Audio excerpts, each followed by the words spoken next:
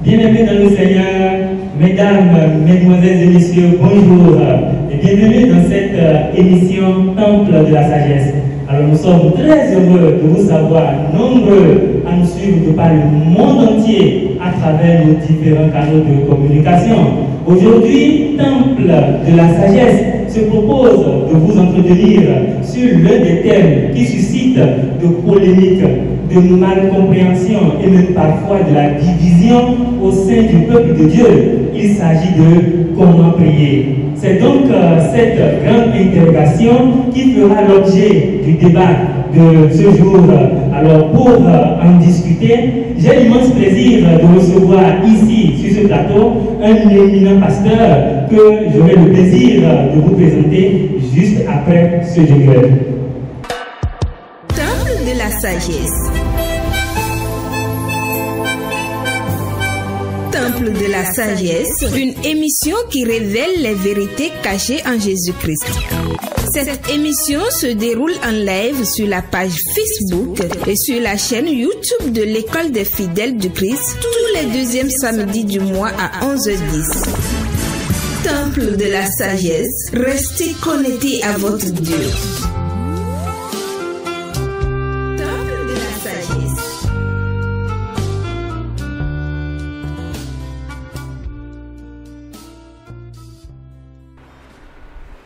Je l'annonçais tantôt, je suis déjà présent sur ce plateau avec mon invité. Il a pour nom Iance Lekossi. Bonsoir, pasteur Iance Lekossi. Oui, bonsoir, monsieur le journaliste. Bonsoir, chers amis internautes. Bienvenue dans cette émission. Oui, merci, merci. Alors, pour animer cette émission, j'ai le plaisir de me faire accompagner d'un animateur du nom de Amoussou Ghislain. Bonsoir, Amoussou Ghislain. Bonsoir, chers confrères, c'est Maïma Boucher.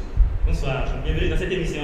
Merci beaucoup. À tout l'honneur pour moi de vous recevoir en tant que co-animateur dans cette émission.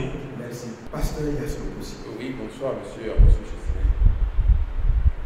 Une fois, bonsoir. Oui, bonsoir. Alors, par rapport à la question de la prière, je m'en vais vous demander qu'est-ce que c'est que la prière? Y en a-t-il des formes de prière? Oui, quand on parle donc de prière, c'est communiquer avec Dieu. C'est tout simplement ça. Parler avec son Dieu, le Créateur, à travers des requêtes, à travers des supplications aux besoins. Le remercier aussi. Donc, ce sont les formes de prière qui existent. Fondamentalement, il y a deux types de prières. Il y a la demande adressée à Dieu.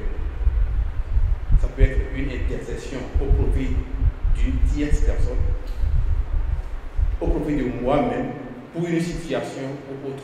Ça, c'est une demande. Et lorsque Dieu exauce ma prière, ou bien Dieu se manifeste dans ma vie, j'ai le devoir de lui rendre grâce.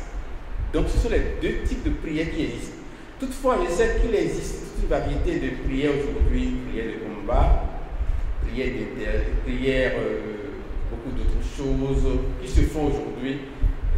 Suivant des formats et autres, des attitudes, des positions, des heures aussi, même des récitations de prières préconçues. Le livre de Somme est récité comme une prière également, comme parfois même une prière de combat. Il existe même un livre qu'on appelle la clé des psaumes. Un peu comme si les psaumes sont comme une arme de Dieu. Mais l'arme de Dieu que Dieu nous a indiquée se trouve dans Éphésiens chapitre 6, à partir du verset 12. Prenez sur vous les armes de Dieu. Dans l'union avec le Seigneur, nous avons des armes là. Le zèle, la parole de Dieu, la foi, tout ça, toutes les armes. Merci beaucoup. Merci, pasteur Yassou aussi. Mais à qui doit-on adresser la prière? À qui doit-on adresser la prière? Nous prions l'être qui est au-dessus de nous. Celui qui peut nous apporter ce que nous n'avons pas. Et l'être suprême, celui à qui nous pouvons adresser notre prière en réalité, en tant qu'homme, en tant que chrétien, en tant qu'homme de foi en Dieu, c'est l'Éternel. C'est à lui que nous devons adresser nos prières. Si nous adressons nos prières à autre chose qu'à une autre personne que Dieu lui-même, c'est comme si nous croyons en cette personne. Mais nous croyons en Dieu, nous sommes des enfants de Dieu. Mais là, pasteur Yans Loko, si je ne me coupe pas, est-ce que ceux-là qui adressent des demandes aux divinités, est-ce qu'on peut dire qu'ils sont en train de prier? Alors, bien selon que vous ne priez pas. Non, en fait, quand nous sommes sur ce plateau où nous parlons de Dieu, celui qui croit par exemple en une divinité peut lui adresser des prières. Mais ces prières, nous sommes en train de parler ici de la prière que Dieu écoute. Bien sûr. Donc, je ne vais pas aller dans le détail par rapport à ça, mais dans les réponses que nous allons apporter donc, sur cette émission, vous allez constater que Dieu, lui, il exauce nos prières toujours. Et la prière que Dieu exauce, c'est de ça qu'il est question ici. Celui qui croit en une divinité, mon nom c'est Loko, je suis descendant d'un adepte de divinité, de fétiche. Pourquoi si je suis aujourd'hui je porte la parole de Dieu? Parce que cette divinité ne m'apporte pas le salut. Quand on parle donc du salut, c'est seulement le Christ qui nous donne la vie éternelle. Et c'est de cette prière qu'il est question ici. J'ai répondu à la question. Alors, je ne vous coupe pas, et j'ai entendu tout à l'heure dans votre développement précédent que les âmes que le Seigneur nous a demandé de nous revêtir, il n'y a pas la prière. Alors que nous entendons du commun des mortels que la prière est l'âme fondamentale que le Seigneur nous a donnée pour mener la lutte, vous semblez ne pas être d'accord avec ces propos. Dites-nous, parlez-nous-en. Prière comme arme. En fait, la prière, c'est demander quelque chose à Dieu. Et ce que je demande à Dieu est une arme peut-être. On va essayer de lire Éphésiens chapitre 6, à partir du verset 12. Et nous allons écouter les armes de Dieu. La prière est une arme entre autres, mais pas la première, pas la principale. C'est lorsque les gens pensent que pour lutter contre les forces maléfiques, il faut leur jeter la prière. Quelqu'un m'a dit une fois, quand on appelle le nom de Jésus à 0h la nuit, qu'il y a du feu dans les confréries, dans les rassemblements des sorciers. J'ai dit, je ne suis pas sorcier pour être témoin de ce qu'il dit, mais je sais quelque chose. Si tous ceux qui crient le nom de Jésus à 0h au milieu de la nuit, si leur prière met du feu dans les rassemblements des sorciers, je ne suis pas sûr que les sorciers pourraient continuer donc d'agir dans la vie des gens. S'ils continuent, ça veut dire qu'ils ne sont pas encore brûlés entièrement. Nous allons voir ce que c'est. Avant même de lire le passage, moi je ne défends pas ceux qui font la pratique, mais je me dis, est-ce que la raison qui les pousse à faire leur prière tard la nuit, est-ce que ce n'est pas que quand tout le monde dort, quand toutes les machines se reposent, quand tous les camions sont au repos, là Dieu aura la facilité de prêter oreille attentive à ce qu'ils disent? C'est une explication à ce comportement de prière au milieu de la nuit, mais qui ne montre pas l'omnipotence, l'omniprésence de Dieu. Parce que si Dieu est partout à la fois, s'il peut tout, s'il est capable de tout pour nous, lorsque nous avons besoin de lui dans un grand marché, est-ce que cela veut dire qu'il ne peut pas exercer notre prière? C'est ne pas connaître toute la capacité, toutes les potentialités de notre Dieu. Nous allons donc aller voir de long en large sur cette émission ce que c'est que la prière, et nous allons constater que en fait ce n'est pas quelque chose qui se programme, c'est quelque chose qui vient spontanément du fait des besoins que nous avons. Si par exemple je suis dans un véhicule et le véhicule commence, le conducteur perd le contrôle du véhicule, je vais attendre la nuit pour prier Dieu en ce moment-là? Je ne crois pas. Je vais invoquer mon Seigneur à l'instant là. Même ça peut être dans un avion, dans ce vacarme, dans ce bruit, il va entendre ma prière et exaucer ma prière. Donc, ce n'est pas une question d'heure, de calme, de bruit. Non. Ce n'est pas une question de position, ce n'est pas une question d'endroit. Dieu, il est partout, il peut tout pour nous. C'est pour cela que ce n'est pas une question de corps. Je pense que nous allons lire le passage que vous avez Éphésiens chapitre 6. Lisez-moi le verset 12. Nous allons voir les armes de Dieu avant d'avancer dans cette question. Éphésiens 6, 12. Oui. Car nous n'avons pas à lutter contre la chair et le sang, mais contre les dominations, contre les autorités, contre les princes de ce monde de ténèbres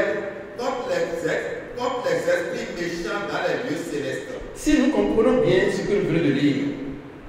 Non, on va lutter contre la chair et le sang. La chair est physique, le sang est physique. Maintenant, on va lutter contre ces objets, ces facultés physiques, cette existence physique. Cela veut dire que nos armes ne seront pas aussi physiques.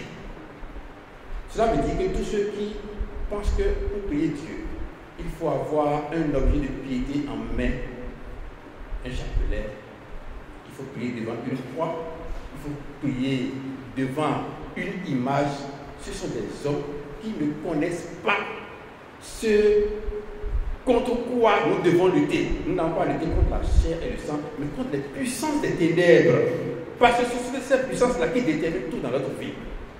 Elles sont capables de perturber notre vie, de nous séparer de notre Dieu, de nous créer des ennuis. Et c'est pour cela que c'est contre cette puissance-là que nous avons prié. On lit la suite donc du passage. C'est pourquoi oui. Prenez toutes les armes de Dieu afin de pouvoir résister dans le mauvais jour et tenir ferme après avoir tout surmonté. Voilà, nous devons tout surmonter et tenir ferme même après cela. Et c'est ça l'objet donc des armes que Dieu veut nous donner. Nous allons les écouter. Il faut y aller maintenant. Tenez donc ferme. Oui. Ayez à vos mains la vérité pour ceinture. La première arme que nous avons, c'est la vérité. Cette vérité que tout le monde refuse. On dit, oh non, l'homme ne peut pas dire la vérité, l'homme doit mentir. Des chrétiens soutiennent la thèse selon laquelle il y a des mensonges qui sauvent. On commence par donner de la valeur aux mensonges. On commence par valoriser ce que Dieu a refusé. Et en ce moment-là, on veut utiliser la prière comme arme à la place de la vérité. Notre vérité est une arme. Lis-moi la suite. Revêtez la cuirasse de la justice. La cuirasse, ce qui va nous permettre donc de ne pas être atteints par les armes de l'ennemi. Notre cuirasse, c'était quoi? Lis-moi le passage encore. Revêtez la cuirasse de la justice. C'est la justice qui est notre cuirasse. Ce n'est pas la prière. Si nous laissons la vérité, nous laissons la justice et nous pensons que nous allons crier. Il y a un prédicateur qui a dit une fois, j'ai lu donc dans ces textes, il a dit les meilleures prières viennent de la bouche des nouveaux convertis. Ceux qui sont nouvellement convertis, c'est eux qui prient mieux que les anciens. Pourquoi? Parce qu'ils font des courtes prières, c'est ça? Voilà. Parce que ce sont des gens qui disent simplement ce qu'ils ont dans leur cœur. Mais à force d'avoir de l'âge, on commence par imiter ceux qui passent du temps à glorifier Dieu, Père Tout-Puissant, Dieu de Jacob, et qui mettent 15 minutes à glorifier Dieu d'abord. On apprend à réciter des prières que d'autres personnes ont faites. Et comme ça, ce qui vient de notre cœur ne sort plus, mais nous commençons par faire du suivisme, par faire donc quelque chose qui ne vient pas de nous, alors que Dieu connaît notre cœur. C'est pour cela qu'il a dit, les meilleures prières, c'est ceux qui sont nouvellement convertis, qui font ces prières-là. Dis-moi la suite, on va finir rapidement avec les armes et revenir donc sur la question de la prière. Mettez pour chaussures à vos pieds le zèle que donne l'évangile de paix. Le zèle que donne l'évangile de paix, c'est une arme. Vas-y. Prenez par-dessus tout cela le bouclier de la foi. Lorsque le diable lance ses flèches, le bouclier qui va nous permettre d'arrêter la flèche de l'ennemi, c'est notre foi. C'est une arme.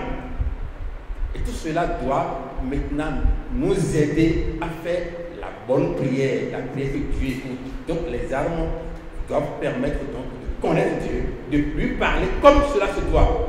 Lis-moi la suite, lis-moi encore un verset là, on va s'arrêter. Prenez par-dessus tout cela le bouclier de la foi, oui, avec lequel vous pourrez éteindre tous les traits enflammés du malin. Le malin nous envoie des traits, des flèches enflammées, des flèches empoisonnées. Et pour pouvoir se protéger contre ces flèches, nous avons besoin de la foi. c'est le bouclier et c'est une arme. Pasteur Lekosi, vous semblez dire à travers votre explication que ceux qui considèrent la prière comme étant une arme de combat ou de défense ont tort. Qu'en dites-vous réellement? Ceux qui considèrent la prière comme une arme, c'est des gens qui ont des ennemis comme des hommes. Ils prient contre son voisin. Ils prient contre ceux qui... Je prie contre mes ennemis. Que le diable, que le feu de l'Esprit Saint brûle mes ennemis, que Dieu les attache et les jette en mer, etc., etc. Sang de Jésus, feu de l'Esprit Saint, des expressions qui sont nées de notre adoration, qui n'ont rien à voir avec la prière. Donc, je vais lire encore le passage pour répondre à cette question. Lisez-moi 1 Corinthiens 6, verset 7, je vais voir si c'est là. Non, 2 Corinthiens 6, verset 7. C'est ça, c'est bien ça. 2 Corinthiens 6, verset 7. Nous allons voir si notre arme, c'est la prière réellement. Alors, en attendant que le passage soit trouvé, je voudrais faire une petite synthèse. Est-ce que, grâce à la prière, on peut avoir ces armes dont vous parlez? Grâce à la prière, on peut demander à Dieu la foi, donc c'est une prière. On peut demander à Dieu le zèle, on peut demander à Dieu de nous aider à avoir ces armes. Maintenant, la prière en elle-même n'est pas l'arme, c'est une demande à Dieu. C'est la position que je vais apporter. Lisez-moi le passage, vous allez avoir la réponse. 2 Corinthiens 6, verset 7. Lisez-moi ça. 2 Corinthiens 6, verset 7. Oui. Par la parole de vérité, par la puissance de Dieu, par les armes offensives et défensives de la justice, au milieu de la gloire et de l'ignominie. Tu peux marquer une pause là, c'est bon déjà. Relis-moi encore, il y a qu'un lieu quelque part au milieu du passage là. Les armes. Par la parole de vérité. Oui. Par la puissance de Dieu. La parole de vérité, c'est une arme. La puissance qui vient de cette parole-là, c'est une arme pour nous. Lis-moi la suite. Par les armes offensives et défensives de la justice. Voilà. Les armes offensives et défensives de la justice. Notre justice, c'est elle qui nous procure les armes avec lesquelles nous pouvons attaquer l'ennemi. Et c'est avec cette justice que nous pouvons également nous défendre lorsque l'ennemi nous attaque. Maintenant, la plupart des chrétiens abandonnent la justice. Et d'autres personnes pensent qu'en récitant 1000 Ave Maria, 1000 Je vous salue Marie, c'est une arme pour eux.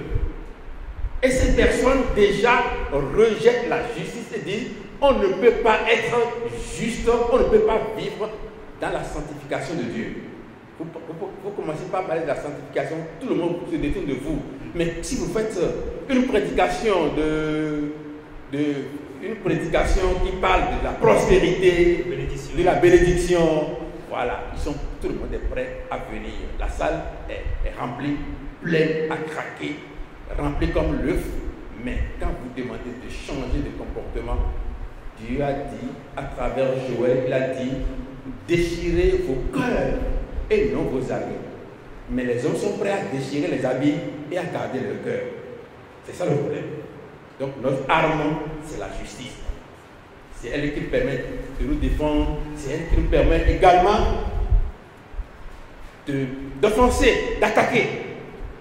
C'est pour cela que ceux qui pensent qu'il faut utiliser la prière comme une arme, c'est des gens qui considèrent leurs ennemis d'abord comme des hommes, leurs voisins, leurs responsables, leurs patrons, leurs femmes, leurs enfants, leurs maris, etc., etc. Nous n'avons pas à lutter contre la chair et le sang. Éphésiens 6, verset 12. Alors, merci beaucoup, pasteur Yann aussi. Et si je constate en moi que je marche dans la justice et que je marche dans la droiture, est-ce que cela m'empêche de prier et de jeter de mauvais sorts contre mes ennemis? Parce que je suppose que je suis dans dans un service, je sens mon poste menacé par un collègue alors que je vis dans la droiture, est-ce que cela m'empêche de prier pour protéger mon poste tout en demandant à Dieu de détruire mon ennemi? Si je considère l'ennemi comme mon semblable, c'est que j'ai oublié qui moi-même j'étais hier. Moi-même j'étais aussi comme lui peut-être. La Bible a dit dans Tite chapitre 3, verset 3, il dit, nous aussi, nous étions autrefois insensés, égarés, à toute et esclaves de toute espèce de convoitise de volonté. Et nous haïssons les uns les autres. Cela veut dire que nous aussi, nous étions dans cette même position. Nous avons peut-être gâté le boulot de quelqu'un hier. Nous avons peut-être créé la séparation d'un couple paisible hier. Mais ça, c'est quand on ne connaissait pas le Christ. Voilà. Cette personne qui ne connaît pas le Christ aujourd'hui, qui continue de vivre comme ça, n'ont pas lui jeté un mauvais sort. Parce que si nous ne pardonnons pas nos semblables, la Bible a dit, a enseigné, c'est Jésus qui l'a dit. Dans Matthieu chapitre 6, verset 9, il dit, voici la prière que vous devez faire. Et quand en parlant, il dit, nous devons dire, pardonne nos offenses comme nous pardonnons à ceux qui nous ont offensés. Matthieu 6, verset 9 et suite. Cela veut dire que si nous ne pardonnons pas celui qui nous a offensés, nous-mêmes ne méritons pas d'être pardonnés. Alors que nous continuons donc d'être mauvais devant Dieu. Donc on n'a pas besoin de le maudire, mais on va demander plutôt à Dieu de toucher son cœur pour qu'il change. Mais ce n'est pas en touchant son cœur que Dieu va changer la situation. Il est capable. Et lorsque nous l'invoquons, Seigneur, toi seul tu peux me sortir de cette situation. Tu peux apporter la preuve que ce qu'on est en train de vouloir me faire n'arrivera pas. Seigneur, je compte sur toi. Et lorsque nous prions Dieu de cette manière, c'est lui qui va nous sortir de la situation sans pour autant faire du mal à l'autre. C'est pour cela que nous ne devons pas prendre les hommes comme nos ennemis. Pasteur le aussi, ce que vous dites a l'air d'inquiéter. Là, il y a une question qui me vient à partir de votre explication. Oui. Qui peut donc prier? Voilà. Qui peut donc prier? C'est là la question sur laquelle je vais passer un peu de temps. Il y a quelque chose qui s'est passé dans Jean 9. Jean 9.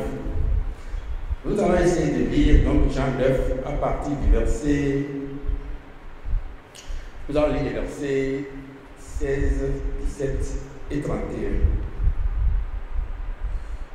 Donc on va y aller pour voir. Jean 9, verset 16.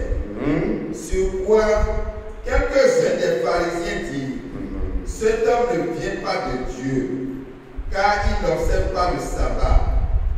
D'autres disent, comment un homme pécheur peut-il faire de tels miracles? Marc une pause là, c'est bon déjà pour voir. Dans Jean 9, Jésus était tombé sur un aveugle de naissance. Et les disciples lui ont demandé, cet homme qui est aveugle là, pourquoi est-ce qu'il est aveugle? Est-ce que c'est ses parents qui ont péché ou lui-même?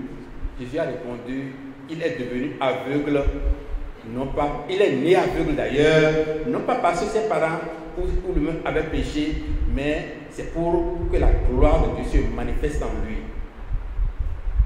Jésus lui a ouvert les yeux. Et c'était un jour de sabbat. Les Juifs se sont révoltés. Ah, qu'est-ce qui s'est passé? Pourquoi est-ce qu'il a guéri un jour de sabbat et il a guéri un malade? Et puis, ils sont allés voir donc le malade. Ils dit, qui t'a guéri? Il a dit, c'est Jésus qui m'a guéri. Ils ont dit, non, il ne l'a pas guéri. Ils sont allés voir ses parents. Et ses parents, ils leur ont dit, mais est-ce que c'est vrai qu'il est né aveugle? Ils ont dit, oui, il est né aveugle. Ils ont dit, est-ce que qui l'a guéri, c'est Jésus? Les parents ont dit, ah, on ne le sait pas. Allez lui demander, il est déjà grand. Parce qu'ils ont peur contre les Juifs. Et lorsque ils sont allés voir donc le malade à nouveau, c'est ce qu'ils ont dit. Ils ont dit quoi? Lis-moi le passage encore. Sur quoi quelques-uns des pharisiens disent, Oui. cet homme ne vient pas de Dieu. Ils ont dit que Jésus ne vient pas de Dieu. Pourquoi? Car il n'observe pas le sabbat. Parce qu'il n'observe pas le sabbat. Oui, vas-y. D'autres disent, comment un homme pécheur peut-il faire de tels miracles? Voilà. D'autres ont dit, comment un homme pécheur peut-il guérir un malade? Et qu'est-ce que l'aveugle a dit? Lis-moi la suite, je vais voir. Et il eut division parmi eux. Lis-moi la suite. Il dit encore à l'aveugle, toi, Oui. que dis-tu de lui? Sur ce qu'il t'a ouvert les yeux? Vas-y. Il répondit, c'est un prophète. Oui. Les Juifs ne crurent point qu'il eût été aveugle et qu'il eût recouvré la vue. Voilà. Jusque-là, ils n'ont pas cru que c'est Jésus qui l'a guéri. Et c'est pour cela qu'ils ont affirmé que cet homme est pécheur. Maintenant, ce que je veux sortir de ce passage là, vient au verset 31. Qui peut prier? Lis-moi la suite. Lis-moi le verset 31 maintenant. Nous savons que Dieu n'exauce point les pécheurs. Qui a parlé là? Va un peu en haut et puis nous allons voir qui a parlé. Lis-moi le verset 30 alors pour que je puisse voir qui a parlé. Cet homme leur répondit. C'est l'aveugle de naissance qui est en train de répondre à ce peuple qui connaît Dieu, qui enseigne Dieu, les Juifs. Cet homme leur a dit quoi? Cet homme leur répondit. Oui. Il est étonnant que vous ne sachiez d'où il est. Et cependant, il m'a ouvert les yeux. Vas-y. Nous savons que Dieu n'exauce point les pécheurs. C'est l'aveugle qui a affirmé que Dieu n'exauce point les pécheurs. Qui peut prier alors? Qui peut prier alors? Dieu n'exauce pas les pécheurs. Donc le pécheur peut prier, mais sa prière ne sera pas exaucée, naturellement. Donc celui qui veut que sa prière soit exaucée doit cesser d'être un pécheur. C'est pour cela que... Il y a une question d'abord. Oui, il y a une question oui. que suscite votre explication. Oui. Et que dites-vous du voleur, par exemple, qui demande à ce que le propriétaire de la maison où il va voler ne se réveille pas au moment où il est dans la maison? Il peut considérer qu'il a prié Dieu. Il a prié Dieu pour atteindre son objectif. C'est ça. Mais lui-même, il sait que Dieu ne peut pas exaucer sa prière. Parce que ce Dieu-là, qui a donné au propriétaire d'avoir les moyens donc d'acheter ce qu'il a acheté, que lui allait voler, Dieu aime aussi l'autre. C'est pour cela que la plupart des voleurs font des gris-gris. S'ils ont confiance en leur prière, que Dieu permet à ce qu'ils dorment et qu'ils ne se réveillent pas pour que je puisse aller ramasser ces choses, il n'aura pas besoin donc d'aller faire des gris-gris et faire recours à des forces maléfiques. La plupart des gaïmanés qu'on sort aujourd'hui, ce sont des gens qui sont menés de puissance ténébreuse. Donc ils savent qu'ils ne prient pas Dieu. Celui qui prie Dieu pour aller voler, il a toutes les chances d'être arrêté. Alors moi, je peux avancer dans la réponse. J'ai un peu peur par rapport à la réponse que vous avez. Je n'ai pas d'accord à finir avec la question qui peut prier. D'accord, allez-y. Okay. Qui peut prier? Lisez-moi maintenant Romains chapitre 8, verset 12. On va lire verset 12, un peu vers le bas. Vous allez voir qui peut crier, qui peut prier Dieu.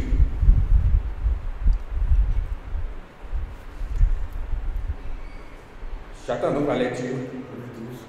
Qui peut prier? Romains 12. Lisez-moi le verset 15 plutôt directement parce qu'il faut qu'on gagne du temps. Romains 12, verset 15. Non, c'est pas Romains 12. Romains 8, verset 15. C'est bon là-bas? Romains 8, 15. Romains 8, 15. Et vous n'avez point reçu un esprit de servitude. Vous êtes encore dans la crainte. Oui. Mais vous avez reçu un esprit d'adoption par lequel nous prions Abba Père. Voilà. Donc, c'est celui qui a reçu l'Esprit de Dieu qui peut réellement prier Dieu.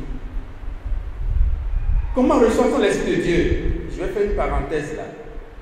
La parole de Dieu nous a dit dans Ézéchiel 36, verset 24 au verset 27, je cite, on n'a pas besoin d'ouvrir la Bible, il dit, Je vous retirerai dans les nations, je vous ramènerai dans votre pays.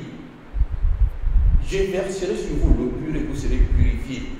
Oui, je vous purifierai de toutes vos souillures et de toutes vos idoles. Je vous donnerai un cœur nouveau, je vous donnerai un esprit nouveau.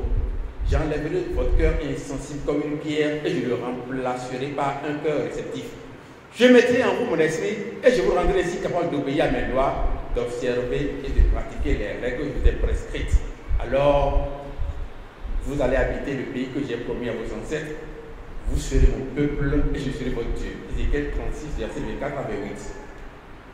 Il a dit, je mettrai en vous mon esprit. C'est cet esprit-là qui, en nous permet maintenant de vivre une vie autre que celle que nous vivions autrefois. Autrement, il n'est pas possible pour nous de prier Dieu. Nous allons faire un rituel. Tout le monde se met à genoux, je me mets à genoux également. Des gens criaient. Quand je regarde à droite, à gauche, je constate que des gens coulaient des larmes. Moi, je vais commencer par chercher les larmes parce qu'il faut que je démontre que je prie bien. Et quand toi tu pries là, tu fais combien de temps? Je fais 10 minutes. Oh, toi tu ne pries pas. Quand moi je mets à genoux, je fais 1 heure de temps. Alors, celui-là qui a entendu ça, prochainement, quand il se met à genoux, il prie. Et quand il ouvre les yeux, la première des choses à faire, c'est de regarder combien de temps il a fait. Il a vu qu'il n'a fait que 10 minutes. Alors, on a dit qu'il faut 1 heure de temps. Il va fermer les yeux à nouveau et continuer. Tout ça là, c'est ne pas prier. Il faut autant ne pas le faire. C'est pourquoi la Bible nous dit, relis-moi le passage et Romains 8, 15 là. Et vous n'avez point reçu un esprit de servitude. On n'a pas reçu un esprit d'esclavage. Donc, nos prières ne doivent pas être des prières qui vont nous rendre esclaves. Je ne peux pas dire, je vais prier à 6 heures, régler mon horloge, et assis à 6 heures, je ne me réveille pas. Alors là, quand je me réveille à 6h15, 6h30, je vais prier Dieu pour lui donner pardon, comme si j'ai fait un rendez-vous avec lui et que j'ai manqué ce rendez-vous. Non. C'est lui qui m'a donné le sommeil, qui m'a donné la grâce de me réveiller. Quand je me suis réveillé, c'est en ce moment-là que Dieu m'a donné la grâce donc, de lui parler. Je lui parle en ce moment-là. Donc, qui peut prier? C'est celui qui a l'Esprit de Dieu. Et l'Esprit de Dieu ne nous rend pas esclaves de la prière. Non, on n'a pas besoin donc d'avoir des positions, on n'a pas besoin d'avoir des heures de prière, on n'a pas besoin de bûcher des passages bibliques à réciter à Dieu parce qu'il n'a pas besoin de ça. Je sens en moi le besoin de lui parler parce que j'ai devant moi une situation, Père, très simple. Cette situation me dépasse. Toi seul es capable de me sortir de cette situation. Je compte sur toi. Viens à mon aide. Et là, j'attends qu'il exauce ma prière. Si je mérite, c'est pour cela que la prière, donc, ça vient de l'esprit. On va développer cette talent. Lis-moi la suite là-bas. Mais vous avez reçu un esprit d'adoption. On a reçu un esprit qui nous a adoptés comme enfants de Dieu. Désormais, entre moi et mon Père, le Dieu, c'est une relation père-fils. Et quand je crois qu'il est mon Père, il n'a pas à voir si je prie en langue avant d'exercer ma prière. Parce que lui, il connaît toutes les langues. Je connais des gens qui comprennent français, qui comprennent fort, mais quand ils veulent prier, c'est en anglais qu'ils prient. Et il dit que quand il prie en anglais, il est plus inspiré. Quelle inspiration vient de là?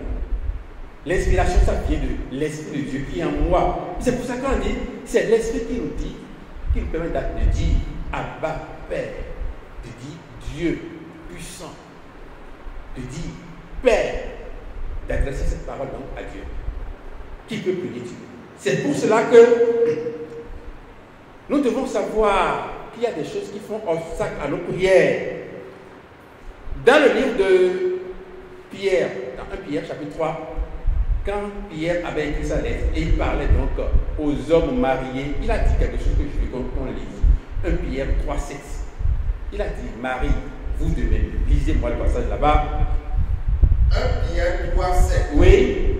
Marie, montrez à votre tour de la sagesse dans vos rapports avec vos femmes. Oui.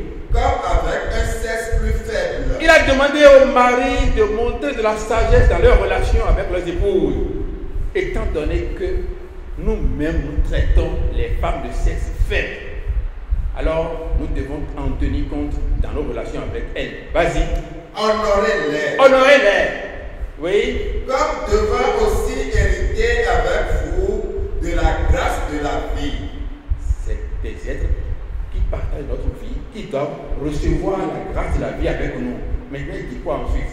Qu'il en soit ainsi. Il a dit qu'il en soit ainsi. Afin que rien ne vienne faire obstacle à vos prières. Voilà, comme parlant de la prière, donc j'ai fait revoir ce passage pour montrer qu'il y a des choses qui peuvent faire obstacle à nos prières. Qui peut parler à Dieu? C'est celui qui enlève de son chemin les obstacles de la prière, à savoir notre refus de pardon, notre querelle, nos jalousies, notre cupidité, le vol, l'adultère, tout cela. Aujourd'hui, les chrétiens vont te dire non, on ne peut pas. Celui qui dit ça encore, il ne connaît pas encore Jésus. Parce que Jésus est venu, nous sommes en temps de grâce. La Bible nous a dit dans 10 chapitre 2, verset 11, que la grâce elle-même nous enseigne de vivre une vie de justice. La grâce même là, bien sûr. Elle nous enseigne de lis-moi le passage là, s'il te plaît. Et 10 chapitre 2, verset 11. Et je vais revenir encore sur le livre de Pierre. Lis-moi ça. La grâce ne nous permet pas de vivre dans la vie de débauche. Car oui, la grâce de Dieu, source de salut pour tous les hommes, a été manifestée. Elle nous enseigne à renoncer à l'impiété et aux convoitises mondaines. C'est ça. La grâce nous enseigne à renoncer à l'impiété et aux convoitises du monde. Donc la grâce ne nous encourage pas dans la débauche. Et c'est pour cela qu'on a demandé aux maris de tenir compte de la nature faible de leurs épouses, d'agir ainsi afin que rien ne fasse obstacle à leur prière. Que Dieu fasse que j'avance dans mon travail, c'est une prière. Que Dieu protège ma famille, que Dieu protège mon épouse, que Dieu protège ci et ça, que Dieu me donne les moyens d'acheter une maison afin de donner un logement à ma famille. Nous faisons tellement de prières, et aujourd'hui, Dieu nous dit, si nous continuons de maltraiter nos épouses, nous ne les honorons pas, nous ne tenons pas compte de leur faiblesse, cela peut faire obstacle à nos prières. Et ailleurs encore, il y a une question encore. Oui, juste vous demander, si je sais que j'ai commis des actes qui pourront faire obstacle à ma prière, oui, est-ce que je peux faire recours à quelqu'un en qui j'ai confiance et dont je sais que lui, il mène une vie de piété et lui, il peut intercéder à ma place? Voilà. Est-ce que je vais rester dans cette nature de comportement du monde éternellement et demander l'intercession de l'autre? Et moi-même, je suis quoi? Dans la Bible, il y a eu une histoire. Le peuple d'Israël était en chemin et arrivé à un endroit, ils ont commis le péché. Dieu s'est révolté contre eux. Moïse a dit, Éternel, pardonne leur péché. Si tu ne veux pas leur pardonner, enlève mon nom du livre de vie. Dieu a dit, ce n'est pas celui qui est juste, ce n'est pas le nom de celui qui est juste qu'on enlève du livre de vie, mais c'est le nom de celui qui a commis le péché. Donc Dieu a refusé cette requête de Moïse. Je ne sais pas si Moïse voulait faire du chantage à Dieu en ce moment-là pour dire, bon, moi je suis juste, si tu ne veux pas les pardonner, enlève mon nom. Mais Dieu a refusé. C'est un peu comme ça. Nous allons voir un peu plus bas que celui qui veut avoir ses péchés pardonnés. Et d'ailleurs, même dans la Bible, chaque fois que des malades se présentent à Jésus, il dit, tes péchés sont pardonnés. Et c'est en ce moment-là que la personne trouve la guérison. Cela veut dire que la maladie et la mort trouvent leur force du péché. Donc, si je demande pardon à Dieu pour un pécheur, c'est que je vais demander à Dieu de lui pardonner ses péchés, mais je vais lui parler d'abord pour qu'il soit conscient qu'il faut qu'il renonce à la vie qu'il mène. Et déjà, dans cette communication avec lui, s'il regrette l'acte qu'il a commis, il peut trouver le salut. Et c'est pour cela que la plupart des gens, quand ils veulent prier d'abord, ils demandent pardon pour leur péché avant de demander ce qu'ils veulent. Est-ce que nous allons vivre éternellement comme cela? Dans la Bible, on nous a dit, Colossiens chapitre 1, verset 21, nous étions autrefois loin de Dieu, nous étions des étrangers, nous étions des ennemis de Dieu. Mais lorsque Dieu a manifesté, Dieu nous a réconciliés avec lui, par la mort que son Fils a subi dans son corps à la croix. Il a agi ainsi afin de nous présenter à lui-même agréable, irrépréhensible, propre. C'est pour cela que nous devons tous passer par cette réconciliation pour avoir le mérite donc de demander, d'adresser des prières à Dieu. Nous étions sur la question de savoir qui peut prier Dieu. On va lire Malachie chapitre 2, du verset 13, verset 16. On va écouter simplement que les internautes suivent attentivement et je vais seulement faire le résumé. Malachie 2, verset 13 à 16. Des gens j'aiment Dieu. Ils pleurent. Des gens font semblant donc de parler à Dieu parce que on dit le pasteur là, vraiment il prie très bien. Il a de la puissance. Quand il prie là, il y a une force qui dégage une vibration, une énergie. Voilà. Mais ils ont constaté que toutes leurs prières, leurs offrandes sont rejetées par Dieu. Et qu'est-ce qui s'est passé? Lis-moi le passage dans la Chine du verset 13 à 16. Voici encore ce que vous faites. Oui. Vous couvrez de larmes l'autel de l'Éternel. Ce sont des enfants de Dieu qui couvrent de larmes l'autel de l'Éternel. Oui. De pleurs et de gémissements. Oui. En sorte qu'il n'a plus égard aux offrandes. Voilà.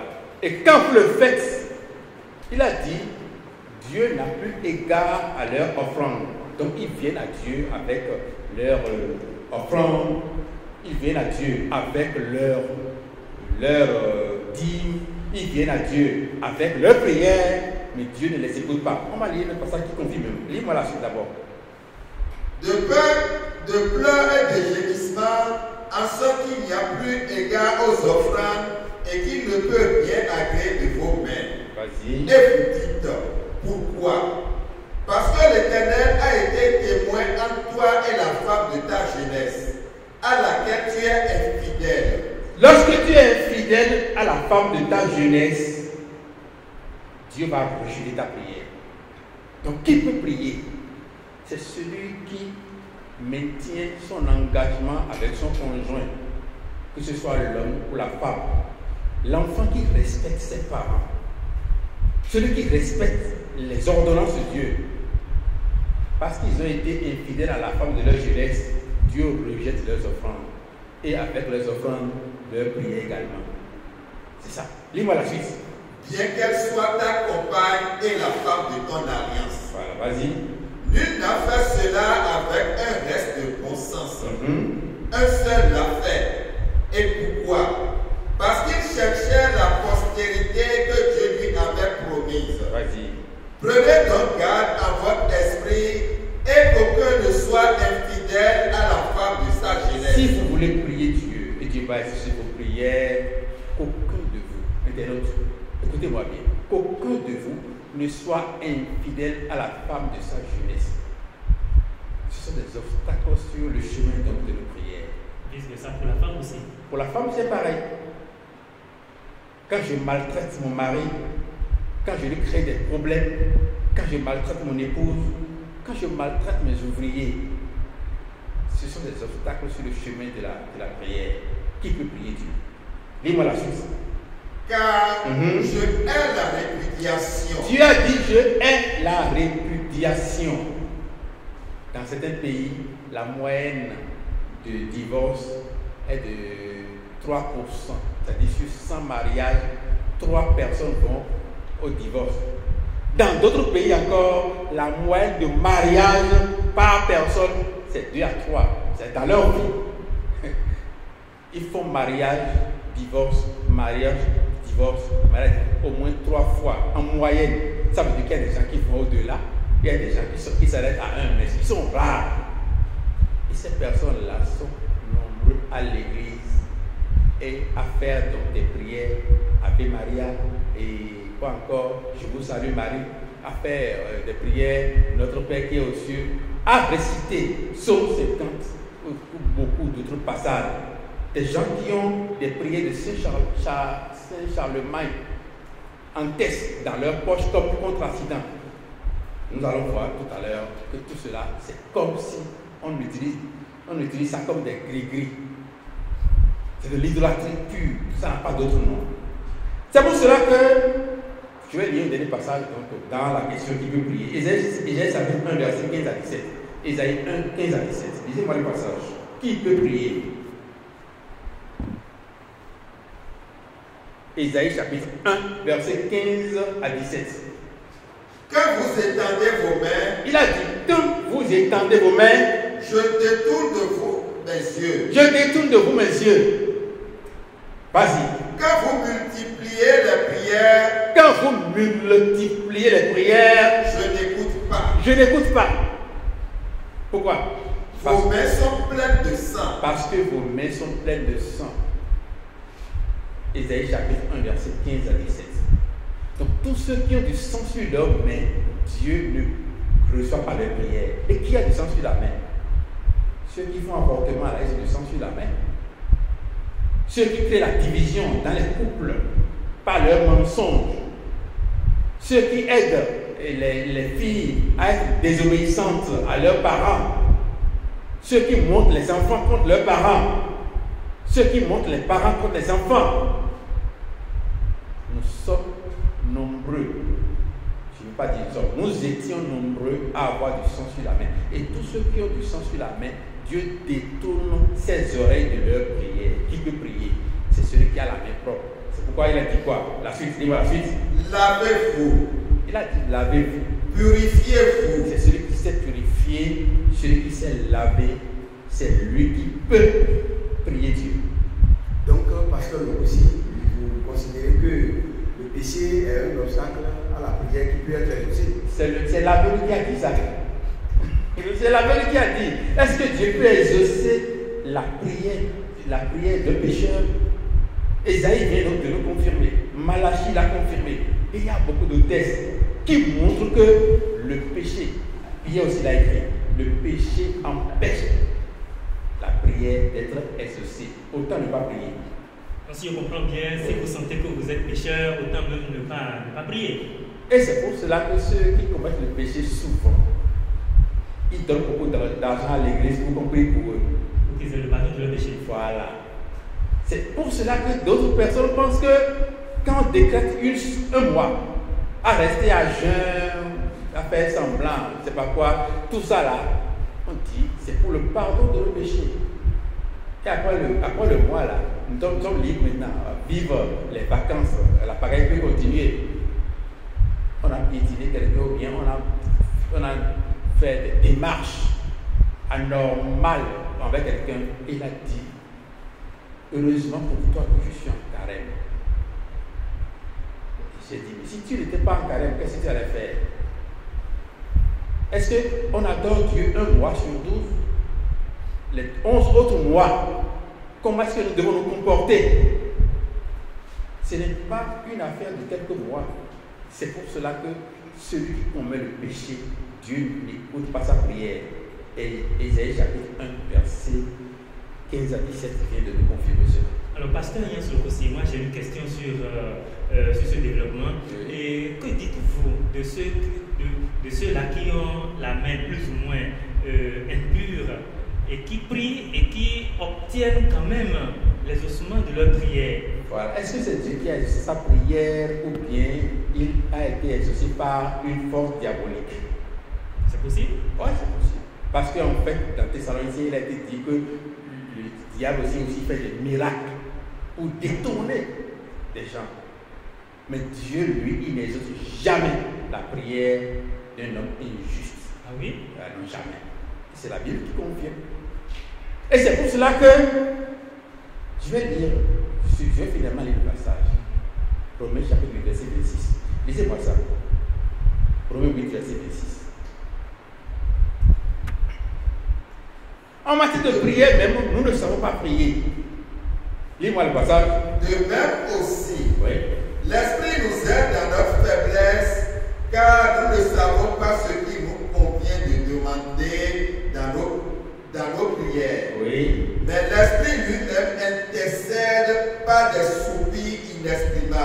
C'est l'Esprit qui intercède pour nous en matière de prière.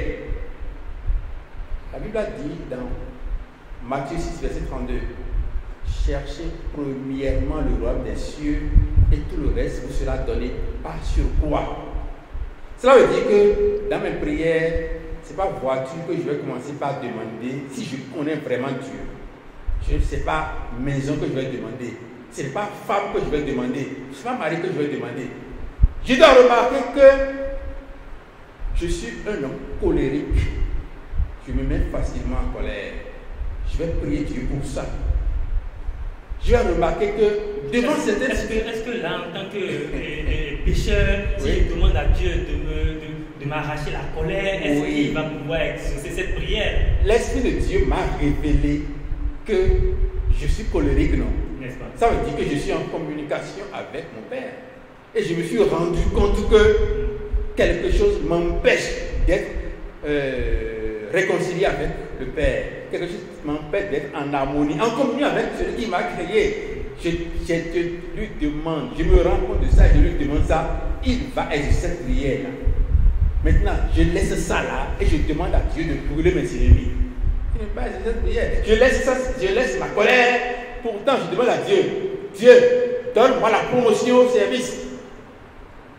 Ceux qui demandent, ceux qui font de pareilles prières, c'est parce qu'ils ne sont pas rassurés que la plupart du temps, ils font recours à des alphas, à des charlatans pour compléter leur prière parce qu'ils le savent eux-mêmes. C'est une prière qui ne trouvera pas de réponse de la part de Dieu. Alors, nous allons marquer une courte pause et nous allons revenir. Mais avant de marquer la pause, moi je voudrais poser une question. Est-ce que quand on se réunit à 2, 3 ou plusieurs et qu'on prie pour la même cause, est-ce que cela n'accélère pas l'exaucement de prière? De la prière? Oui. Ok. La Bible m'a dit, là où il y a 2 ou 3 personnes réunies en mon nom, Matthieu chapitre 18, en mon nom, j'écoute leur prière. Cela veut dire que si on se met à 2 et à 3 pour prier, il faut que cette prière-là vienne encore de l'Esprit de Dieu et que cela ait comme objectif premier. Lisez-moi d'abord Matthieu 6, verset 32, là, et je vais répondre. Matthieu 6, 32, c'est bon? Matthieu 6, 32. Oui. Car toutes ces choses, ce sont les païens qui les recherchent. Votre Père Céleste sait que vous en avez besoin. Dis-moi la suite. Cherchez premièrement le royaume et la justice de Dieu. Ça donne le verset 33 alors. Oui. Il dit cherchez premièrement le royaume de Dieu et la justice de Dieu. Si on se met à 2 et à 3 et nous prions pour que l'autre meure, Dieu n'a pas exaucé notre prière. Bien qu'on a prié. Oh oui, je veux être le leader, ou bien je veux réussir, ou bien c'est pas quoi. On se met à 2 et à 3, Dieu ne veut pas exaucer notre prière. Si à 2 et à 3, nous demandons ce qui est utile pour le royaume des cieux et la justice, pour nous, nous demandons à Dieu que Dieu guérisse notre frère qui est malade. Nous demandons à Dieu de nous aider à annoncer sa parole, à être son témoin partout où nous sommes. Dieu va vite exaucer cette prière-là. Mais si c'est pour demander que le diable soit brûlé dans le feu, son jugement n'est pas encore arrivé. Pourquoi nous voulons le brûler aujourd'hui? Imaginez qu'on arrive à brûler le diable, le monde se porterait mieux, n'est-ce pas? Alors, ça veut dire que la fin des temps ne va pas arriver, nous on va proclamer la fin des temps. Alors, parce que Dieu a prévu un jour de jugement. Ou bien, le dernier jour. Et nous on veut brûler le diable maintenant. Avec quel feu d'abord? C'est ça là, c'est là où on se met en transe, en grand groupe. On prie. Et nous sommes témoins que Dieu n'exauce pas nos prières. Parce que c'est pour cela qu'on décrète des semaines de jeûne et de prière. Une semaine, on dit notre église est en train d'avoir des difficultés et on va faire jeûne et prière, ou bien c'est la fin de l'année, ou bien c'est le nouvel an. On a fait tout ça là. Mais ça n'a rien changé dans la vie de chaque fidèle. Et pourtant, Jésus n'a pas semblé donner l'assurance à ses disciples quand il disait il leur enseignait une sorte de prière, notre Père qui est aux cieux. Voilà. Matthieu 6, verset 9, il dit, notre Père qui est aux cieux, que ton nom soit sanctifié, que ton règne vienne, que ta volonté soit faite sur la terre comme au ciel. Tu as vu ce qu'il a dit là? Oui. Qui va faire sa volonté sur la terre comme au ciel? Tout le monde récite ce passage-là, mais personne ne prend garde. Donne-nous notre pain quotidien là, c'est bon. Pardonne nos offenses comme nous avons pardonné à ceux qui nous ont pensé, on ne veut pas ça. Alors qu'on doit prendre la prière dans son entièreté, et ce n'est pas une prière à réciter, c'est un message que nous devons nous approprier et vivre dans ce message-là. Et c'est en vivant ce message que cette prière va se manifester dans notre vie. Que ton nom soit sanctifié, que ton règne vienne, que ta volonté soit faite sur la terre comme au ciel. On dit ça et on veut le dire, et en même temps on dit qu'on ne peut pas être fidèle à Dieu. Et pourtant, quelle contradiction! Les grands hommes de Dieu l'enseignent aujourd'hui à leurs fidèles. Oui, c'est enseigné, mais on voit quand même que ce n'est qu'une récitation, que Dieu n'écoute même pas. Parce que si tu dis, pardonne-nous nos offenses comme nous pardonnons à ceux qui nous ont pensé, et tu dis, celui-là, je ne veux jamais le saluer, c'est que Dieu aussi ne te pardonnera jamais. C'est la conclusion. Et c'est une déduction. C'est la logique qui vient de cette prière-là. Et lorsque nous sommes en train de réciter cette prière-là, nous devons nous l'approprier et voir si nous sommes conformes à ce que nous sommes en train de dire. Qu'est-ce que je suis en train, comment est-ce que le règne du Seigneur va arriver sur la terre? Que sa volonté soit faite sur la terre comme au ciel, au moment où des hommes sont en train de faire les tresses, excusez-moi, des hommes sont en train de porter des boucles d'oreilles, au moment où les femmes sont en train de tout faire pour se transformer en hommes, et ainsi de suite. Il y a pas mal de choses qui se font aujourd'hui par cette personne-là qui récite cette prière-là. La plupart de ceux qui sont en prison, c'est des gens qui sont baptisés, Pierre, Jean, Jacques, des gens qui, quand même, ont annoncé, qui ont fait une profession de foi pour Jésus et qui ont récité cette prière-là. Et ce n'est pas par erreur qu'on les a mis en prison, ce sont des gens qui sont coupables de ce nombre de choses. C'est ça. Voilà qui est bien dit. Nous remercions infiniment notre invité, Pasteur Yons Kossi. Et merci à vous aussi, co-animateur Amos Gislain. Nous allons marquer une toute pause et nous allons revenir après ce jingle. Temple de la sagesse. Temple de la sagesse, une émission qui révèle les vérités cachées en Jésus-Christ. Cette émission se déroule en live sur la page Facebook et sur la chaîne YouTube de l'École des fidèles du Christ tous les deuxièmes samedis du mois à 11h10. Temple de la sagesse, restez connectés à votre Dieu.